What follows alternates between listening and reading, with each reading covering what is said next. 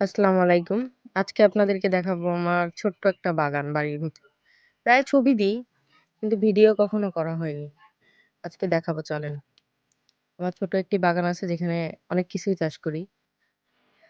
এখানে মূলা আছে, লাল শাক আছে, ফুলকপি, পাতাকপি, ধনিয়া পাতা। তা ভাবলাম গাছে পানি দেওয়াও হয়ে যাবে।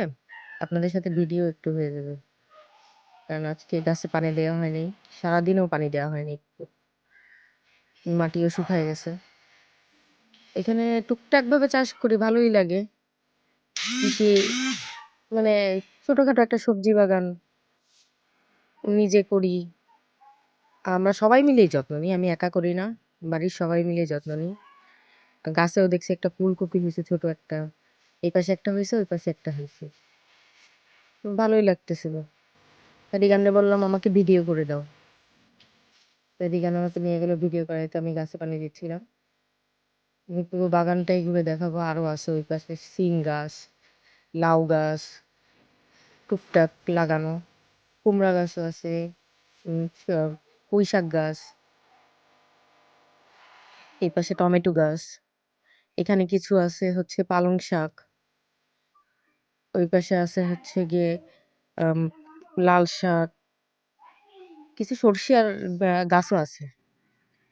আর বেশি আছে হচ্ছে মূলা গাছ, ফুলকপি গাছ, পাতাকপি গাছ, তারপরে হচ্ছে গিয়ে শালগম গাছ।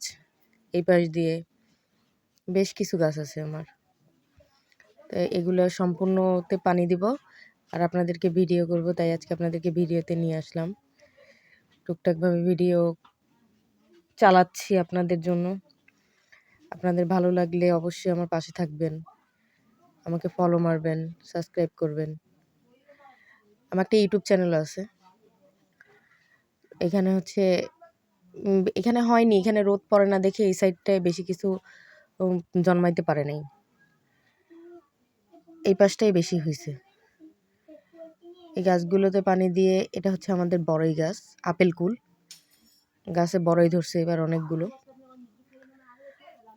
ওই পাশটায় হচ্ছে গিয়ে সিম গাছ, আর এটা হচ্ছে লাউ গাছ। এই যে সিম দেখাতে চাইছি, এটা হচ্ছে সেই সিম।